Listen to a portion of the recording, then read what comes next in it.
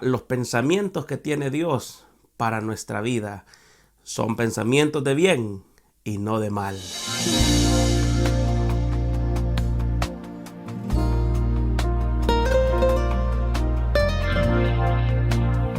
En el libro del profeta Jeremías, capítulo número 29, versículo 11, dice así la bendita palabra del Señor. Porque yo sé los pensamientos que tengo acerca de vosotros, dice Jehová, pensamientos de paz y no de mal, para daros el fin que esperáis.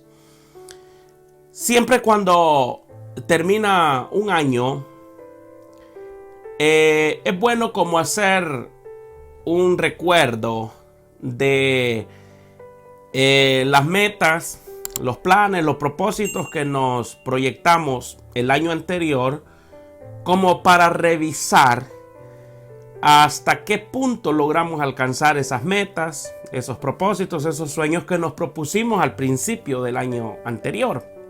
Entonces, cuando un año termina, es bueno hacer esa recordanza con el propósito de revisar hasta qué punto se cumplieron esos planes, esos propósitos, hasta qué punto logramos las metas que nos habíamos planteado.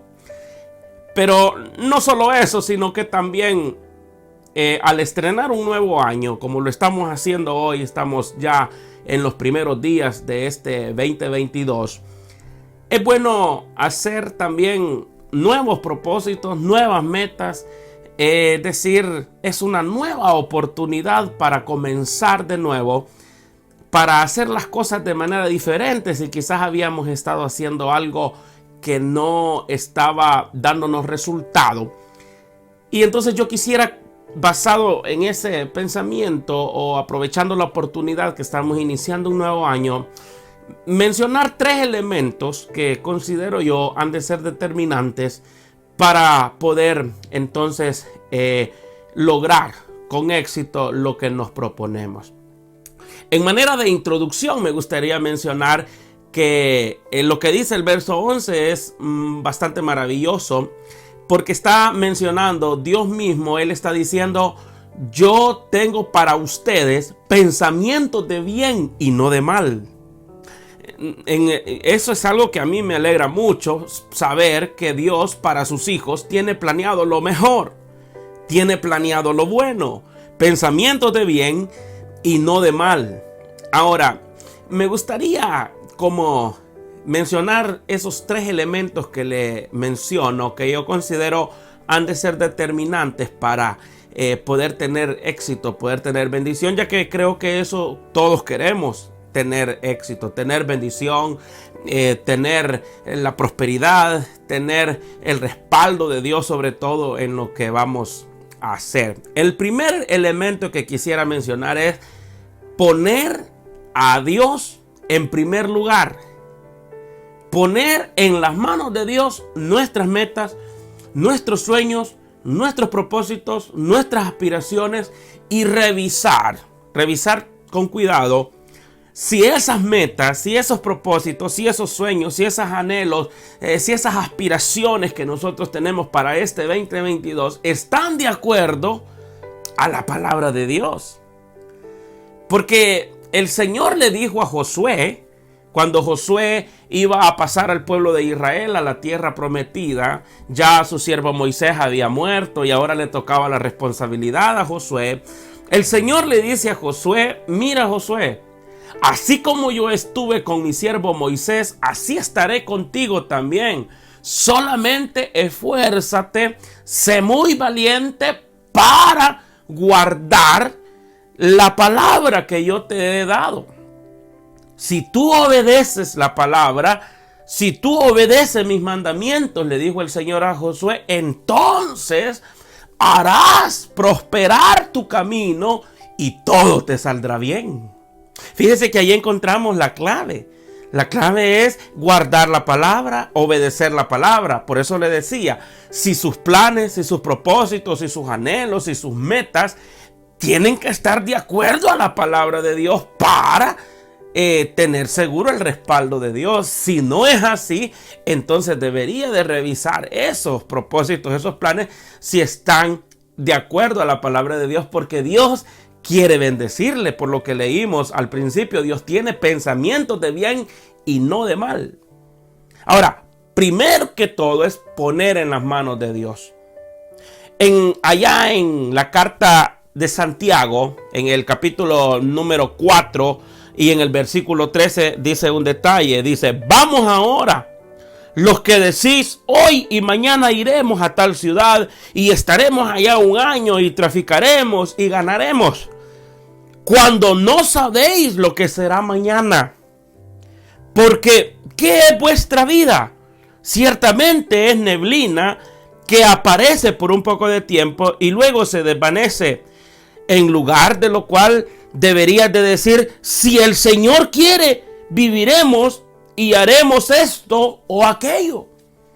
Mire, ahí nos da una lección bastante grande las palabras de Santiago, porque está básicamente diciendo: no hagamos lo que nosotros pensamos, sino que lo que nosotros queremos hacer, sometámoslo a la voluntad de Dios. Hay personas que no toman en cuenta a Dios para tomar, por ejemplo, sus decisiones. No toman en cuenta a Dios para su vida, no toman en cuenta a Dios en los planes. No le preguntan a Dios si está de acuerdo a su voluntad, los planes que ellos tienen.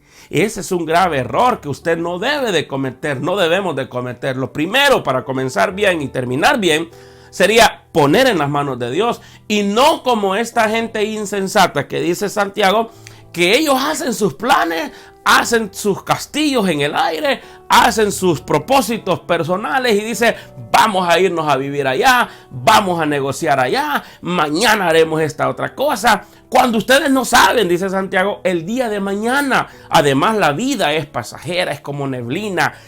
Hoy está en la mañana, está muy espesa la neblina y luego se va desvaneciendo cuando va saliendo el sol, es decir, que es pasajero.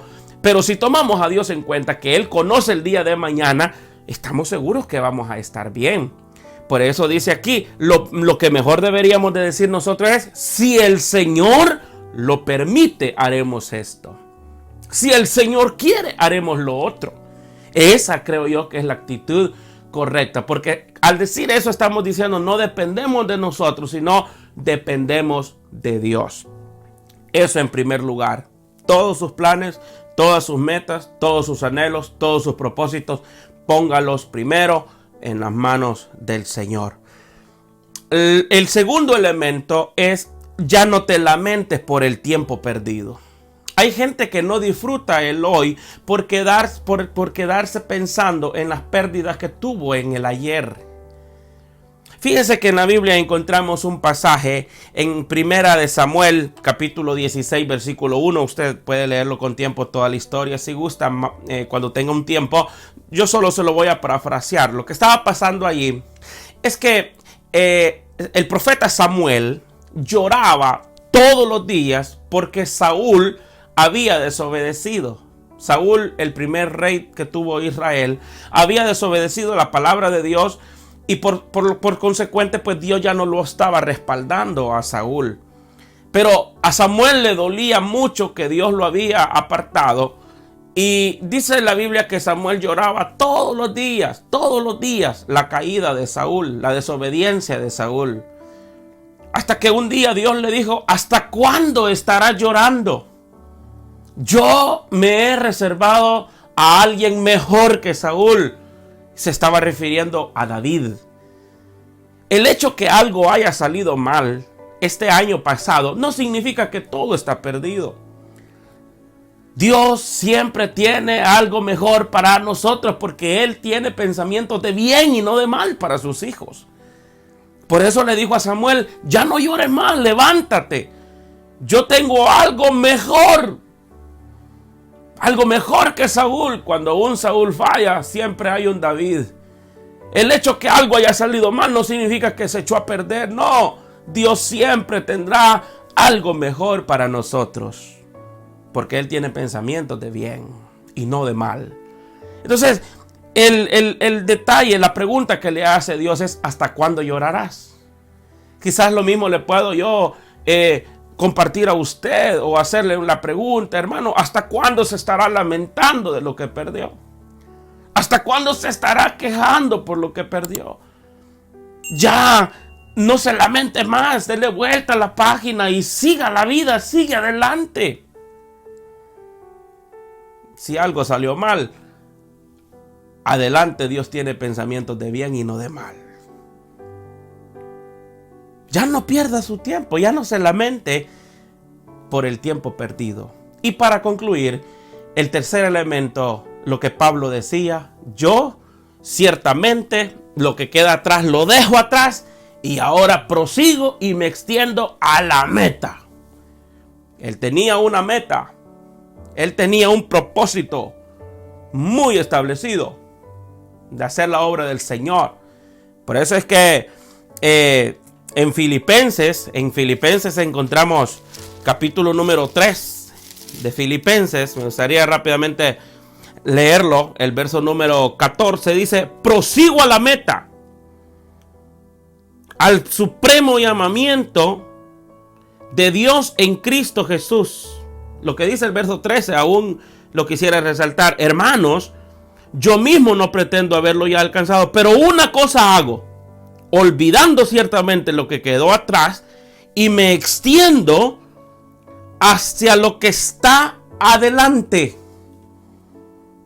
Por eso le decía yo, Pablo tenía muy claro, hay cosas que ya están perdidas, no las puede recuperar, hay cosas que se echaron a perder. Quizás algún negocio, quizás alguna casa, yo no sé, algo. Pero eso no significa que todo está perdido. Aquí dice: prosigo adelante, sigo a la meta del supremo llamamiento en Cristo Jesús. Entonces, para hacer una breve mención de esos tres elementos. Primero, poner en las manos de Dios todos nuestros planes, someter nuestra voluntad a la voluntad de Dios, que se haga la voluntad de Dios, que Dios nos guíe. No digamos vamos a hacer esto, vamos a hacer aquello nosotros, no, primero digamos si el Señor lo permite. En segundo lugar, ya no se lamente más. El hecho que algo haya salido mal no significa que todo está perdido. Dele vuelta a la página y continúe, siga adelante.